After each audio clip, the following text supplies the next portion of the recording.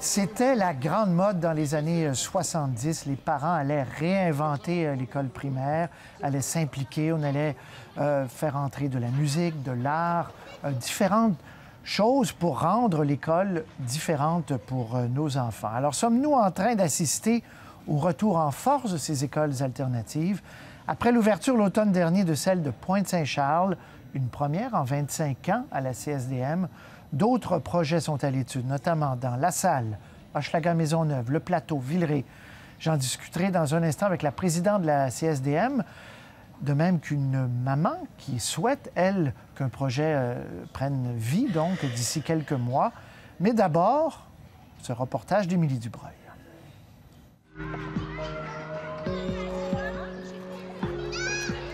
On sait que c'est difficile de réussir à l'école dans les temps qui courent. On a 40 d'élèves qui ne décrochent pas le diplôme d'études secondaires après 17 ans de scolarité. Les parents ont un peu peur quand ils regardent ces chiffres-là. On veut que nos enfants apprennent de la nature, on veut ramener la nature dans la classe. Donc, on s'est dit, est-ce qu'une piste, c'est pas de se dire, bien, une partie de l'enseignement, on va le faire à l'extérieur de la salle de classe, on va le faire en action, en mouvement. OK, on s'en vient ici.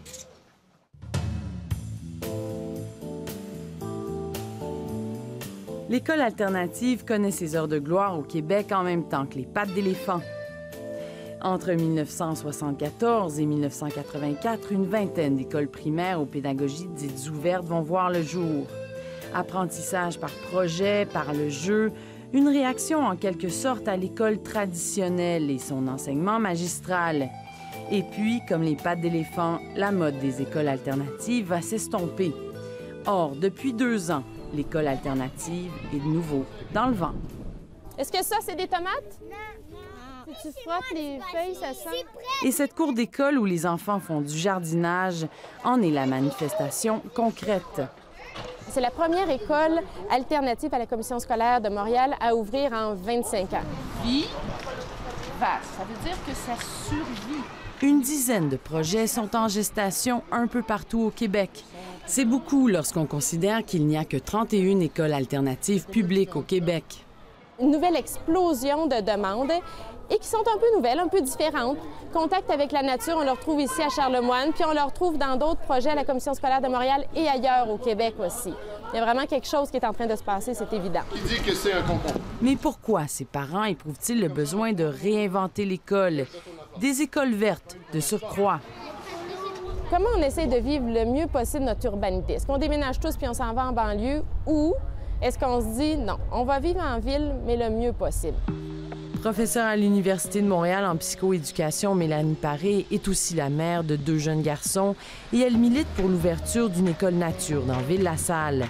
300 parents du quartier sont d'accord avec ce projet. On parle beaucoup d'hyperactivité, on parle beaucoup des garçons à l'école, on parle beaucoup de rendre l'enfant actif sans que ça quitte les murs de la classe. Puis ça, pour un parent, c'est questionnant. Ces parents du Myland pilotent aussi un projet d'école verte. Ce parc urbain serait en quelque sorte la salle de classe de leurs enfants.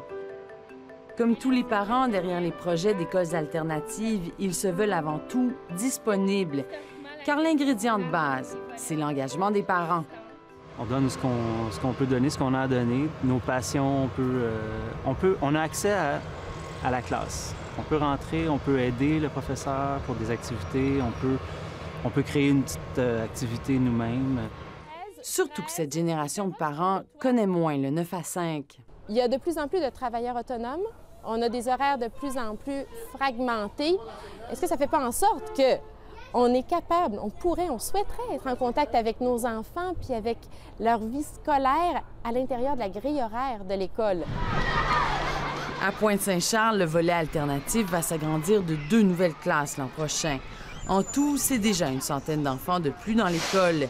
Des enfants de la classe moyenne qui seraient probablement allés ailleurs. Un ajout positif, donc, dans cette école défavorisée où il ne manque pas de place. Mais dans certaines écoles, c'est le contraire. Ça déborde à cause du baby-boom. Là, l'engouement pour l'école alternative n'est pas toujours bienvenu. Dans le Myland, le projet de l'École des possibles, piloté par ses parents, aurait pu voir le jour dès la rentrée avec 2 classes pilotes à l'école Lambert-Closse. Mais l'idée a suscité une vive opposition de la part des autres parents. En septembre 2015, on proposait 7 classes et en septembre 2016, 9 classes. Si on accepterait les 2 écoles dans le même bâtiment, il y a quelque chose qui devrait sortir. Dans Rosemont-Petite-Patrie, la CSDM a investi près de 2 millions de dollars pour rénover un immeuble excédentaire pour accueillir une nouvelle école alternative de 200 places. Plutôt favorable au projet du genre, la CSDM se trouve coincée entre l'arbre et l'écorce. Jamais on mettra en péril l'école régulière au profit du démarrage de nouveaux projets. C'est pas possible.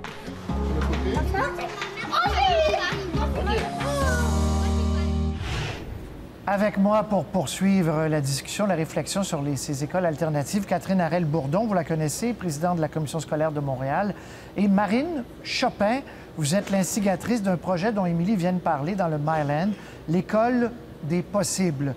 Mais d'abord, Madame Harel-Bourdon, est-ce que cette poussée, vous confirmez qu'il y a une nouvelle mode, là? Bien, on sent très bien que les parents veulent s'investir dans l'éducation de leurs enfants de toutes sortes de façons, dans des projets alternatifs, dans des projets pédagogiques particuliers. Je ne sais pas, je ne suis pas sociologue, je ne sais pas si c'est dû au fait que maintenant les 2 parents sont très investis dans l'éducation des enfants, qu'il y a beaucoup de parents qui ont un peu plus de temps ou qui ont des horaires atypiques, ou encore le fait que maintenant il y a souvent le congé de maternité et de paternité qui est pris par les 2 parents. Mais on sent en tout cas une volonté, autant dans les écoles alternatives que dans d'autres types d'écoles régulières, on sent une implication des parents puis une volonté. Mais avez-vous de la place, Mme Harel-Bourdon, pour ces... Combien il y a de demandes là, actuellement sur votre table? Bien, en fait, nous, on a une demande officielle qui est l'École des possibles, puis on a 2 demandes en gestation dans Hochelaga-Maisonneuve et dans Villeray, où on n'a pas eu de dépôt final de ces parents-là. Nous, c'est sûr qu'on doit d'abord regarder l'espace qu'on a, le nombre d'élèves qu'on a dans chacun des quartiers, puis quand c'est possible de le faire, on le fait. Dans le cas, à la fin du reportage, on parlait de Petite-Patrie. Dans le cas de Petite-Patrie, on était dans une relocalisation d'élèves du secondaire, l'école alternative secondaire Le Vitrail, et les parents et le personnel de l'école nous ont demandé, on aimerait ça faire une école primaire et secondaire, vivre ça ensemble, primaire et secondaire alternatif. Et c'est pour ça qu'on est allé de l'avant avec le projet de la rue Boyer, qui demande des investissements, mais en fait, on utilise un immeuble qui nous appartenait pour pouvoir faire le primaire et le secondaire. Donc, les études montrent que les enfants, parce que la question qui se pose, et puis je vais vous passer la parole, Mme Chopin, c'est est-ce que les enfants qui passent à travers une formation dans une école alternative réussissent aussi bien au secondaire? Un mot, Mme Harel, puis ensuite Mme Chopin.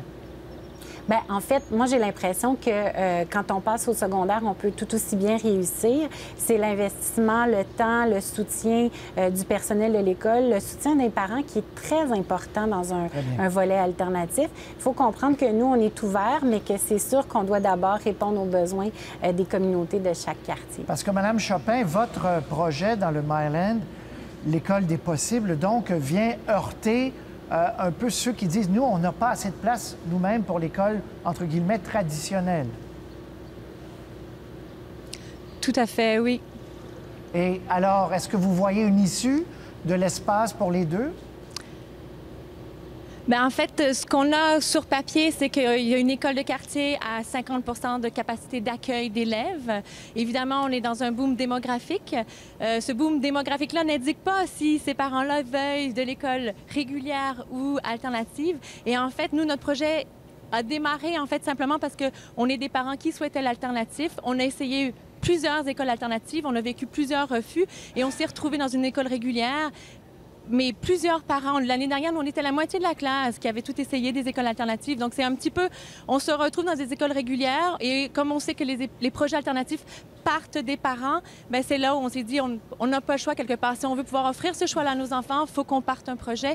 Et on a vu l'engouement, en fait, dans notre quartier pour ce genre d'approche pédagogique. En quoi, Mme Chopin, là, c'est comme un exercice à l'école, après je vais vous demander ça de me résumer en quelques secondes. En quoi votre projet est meilleur ou différent pour vos enfants de l'école traditionnelle? Je vous dis tout de suite, c'est différent.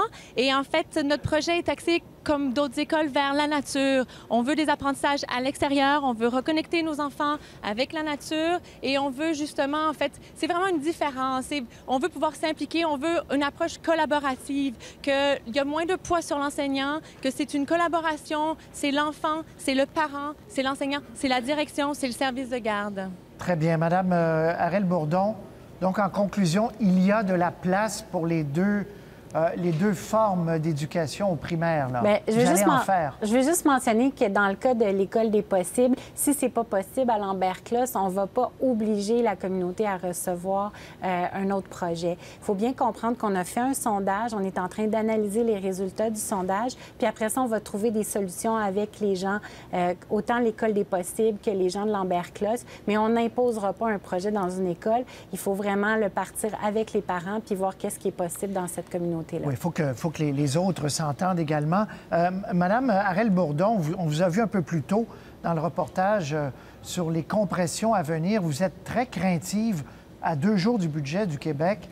Là, les services aux élèves sont vraiment touchés, vous dites, là. Soyons clairs. Oui, les services aux élèves sont touchés. En fait, dans notre plan de redressement financier des dernières années, on a fait des gros efforts pour aller faire des compressions sur du soutien administratif, sur d'autres types de postes. Et là, on est rendu à l'étape où il y aura nécessairement un impact dans les milieux sur les services aux élèves. Mais donc, quand le réflexe de dire que la grosse commission scolaire de Montréal, on pourrait couper dans l'administratif et non pas dans le service aux élèves, vous répondez quoi? Bien, c'est qu'on l'a fait. On a coupé 191 postes. En fait, on est rendu en bas de 4 de frais administratifs pour une institution publique comme la nôtre qui gère le milieu scolaire de 112 000 élèves avec le transport, les services alimentaires, les ressources matérielles, 27 agrandissements d'écoles parce qu'on est en augmentation du nombre d'élèves, une immigration importante, donc des cours de francisation pour les plus jeunes, mais aussi pour les parents. Donc, c'est un défi colossal. Et ce qu'on dit au gouvernement du Québec, c'est, étant donné tous ces besoins criants, étant donné tous les efforts qu'on a faits, on pense que les compressions supplémentaires vont nécessairement avoir un impact dans nos milieux chez nos élèves. On va suivre ça sur le terrain. On va suivre ça sur le terrain, des exemples concrets quand il y en aura d'autres. Marine Chopin, on vous souhaite votre école, donc, s'il y a de la place dans Lambert-Closse et sinon ailleurs. Puis on va suivre ça dans la nature. Ou ailleurs, oui. Madame Harel-Bourdon, merci d'avoir été avec nous. Mais c'est intéressant de voir que cette mode-là, en tout cas, éclot à nouveau au Québec, puis à Montréal en particulier, de ces projets éducatifs différents. Puis un bébé-boom, il y a des enfants comme il n'y en a presque jamais eu. Mesdames, merci beaucoup. Merci. Au revoir.